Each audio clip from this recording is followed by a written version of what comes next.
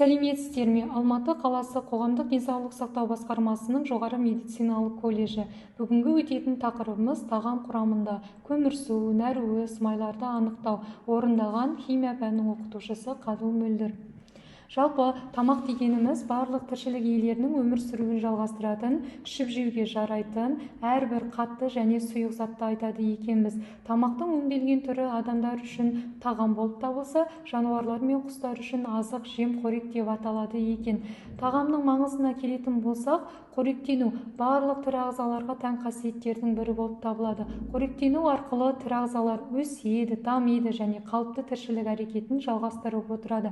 Тағам ағза үшін энергия көзі болып табылады және де негізгі жасушаның құрылыс материалы болып табылады екен. Жалпы тағамның құрамы. Тағам адам өсімдіктегі және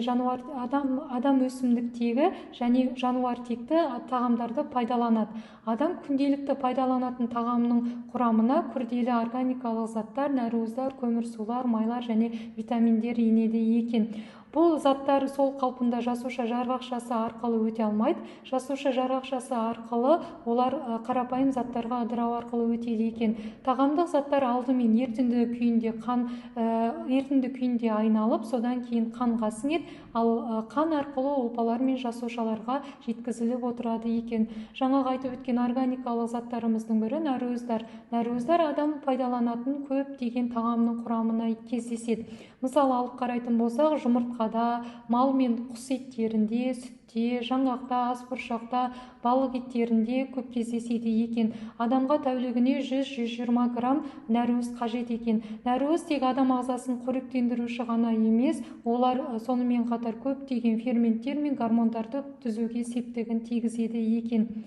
Келесі біздің кестемізде әртүрлі қолданылатын тағамдық өнімдердің ішінде грамм бойынша нәруыздардың мөлшері көрсетілген. Мысалға алып қарайтын болсақ, сиыр етінде 18,6-20 грамм нәруыз бар екен. Ал қой етінде 15,6-19,8 нәруыз бар екен. Тауық жұмыртқасында 12,7 нәруыз бар болып табылады екен. Жалпы майлар, яғни бұларда адам ағзасы үшін қажетті заттардың бірі болып табылады. Майлар жылудың негізгі қоры болып табылады. Майлар сүт өнімдерінде, жұмыртқада және жануарлардың іш майларында, майлы өсімдіктердің құрамында көп кездеседі. Басқа органикалық заттарға қарағанда, яғни көмірсутектер мен нәруыздарға қарағанда, майлар ыдырағанда 2 есе энергия көп бөлетін болып табылады.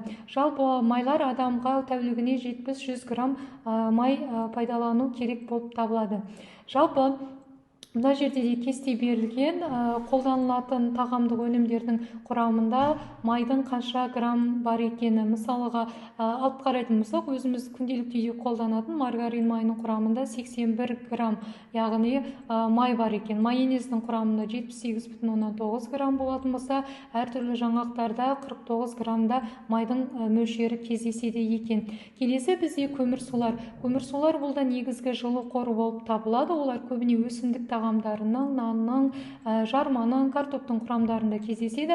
Адам күнделікті пайдаланатын көмірсулар негізінен крахмалдар мен қанттар. Крахмалдар, яғни көбінесе жарналарда, картоптарда құрамында кездеседі, ал қанттар қант қызылшасында және сәбіздерде кездеседі екен. Адамға тәулігіне 400-450 крахмал және 100 грамм қант жұмсайтын болып табылады. Енді мына жерде суретке қарайтын болсақ, бізге қажетті көмірсулар мен қажет емес көмірсулар тізімі көрсетілген. Қажетті көмірсуларға көкөністер, әртүрлі жаңғақтар, жеміс-жидектер және жасыл көкөністер болып табылады. Ал бізге қажет емес зиянды көмірсуларға газдалған тәтті сусындар, нандар, ақ күріш және де қанттан жасалған әртүрлі тәтті тағамдарды жатқызады екенбіз. Келесі бізде ол яғни әртүрлі тағамдық өнімдердің ішінде қанттың, көмірсулардың, яғни қанша мөлшері бар екені көрсетілген. Келесі витаминдер. Витамин деген сөздің өзі латынша вита дегеніміз тіршілік, амин дегеніміз химиялық заттар деген ерекше органикалық заттар болып табылады. Бұлар көбінесе адам организмінде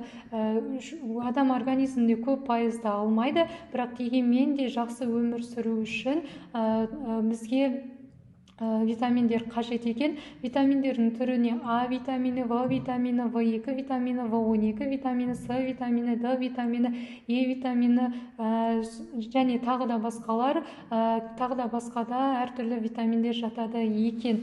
Витаминдердің яғни жақсы жеткілікті болуы әртүрлі келетін, адам организміне келетін аурулардан сақтайды екен. Келесі мына жерде де әртүрлі тағамдық өнімдердің құрамында кездесетін витамин түрлері көрсетілген және олардың пайыздық мөлшері. Келесі бізде осы тағамдық өнімдердің құрамындағы нәруыздар, көмірсулар, майларды анықтайтын зертханалық жұмысымызға назар салып көрсеңіздер.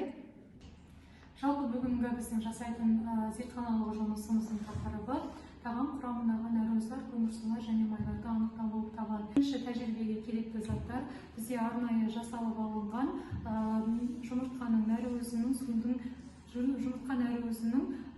су қосылған, яғни ерітіндісі болып табылады. Оған бізге натрий гидроксидін, купрум изотертін қосатын боламыз. Енді бірінші бізге жаңаға алынған жұмыртқа нәруызы ерітіндісіне натрий гидроксидінің 1-2 тамшысын тамызамыз.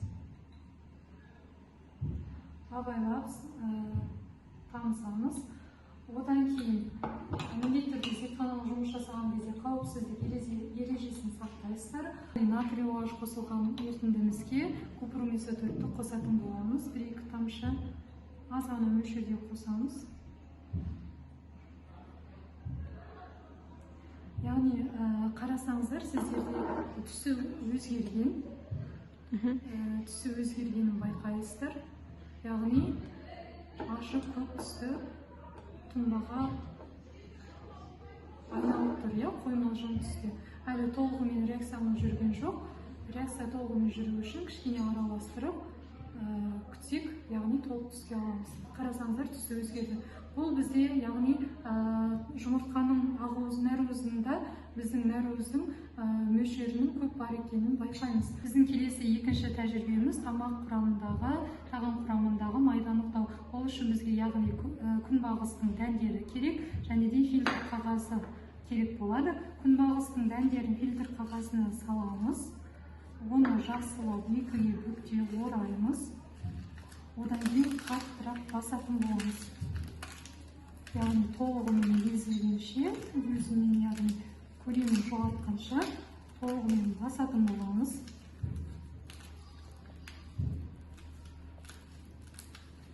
Біз басқаннан кейін барып, қайта орнына салғанда, фильтр қағазымызда майдың іздері, дақтары қалғанын байқайды екенбіз. Келесі біздің тәжірибеміз тағам құрамындағы крахмалдарды анықтау болып табылады. Бізге ол үшін яғни стаканға арнайы құйылып алған суымыз және де крахмал қажет болады. Крахмалды стакандағы суымызға қосамыз және де оны араластырамыз. Сумен крахмалды араластырып, бір текті қоспаға айландырып алғаннан кейін бізде йод ерітіндісінің 2-3 тамшысын осы қоспамызға тамызатын боламыз. Қарасаңыздар, яғни бірден реакция жүрді, түсі өзгергенін байқайсыздар. Толығымен, яғни көк түске боялды. Келесі осы сияқты тәжірибелерді тағы да басқа да азық-түлік заттармен, тамақта қолданылатын заттармен қолдануға болады. Мысалға, мынау бізде ұн, кәдімгі үйде тамаққа қолданатын ұн. Сол ұнға 1-2 тамшы йод ерітіндісін қосамыз. Яғни толығымен көк түске, яғни қою көк түске боялғанын көреміз ұнымыздың.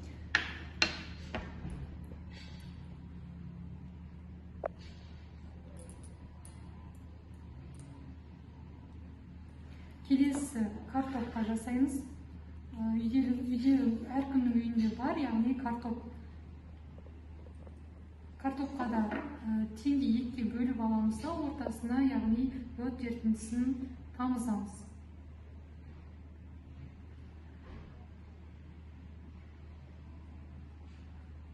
Біраз кішкене күтетін болсаңыздар, ол сіздерде көк түске айналады. Қазір бізде реакция толығымен аяқталған жоқ. Мына қарасаңыздар болады. Көк түске боялды, иә? Демек, бұл бізде ұнның, яғни картоптың құрамында крахмалдың бар екенін анықтайды.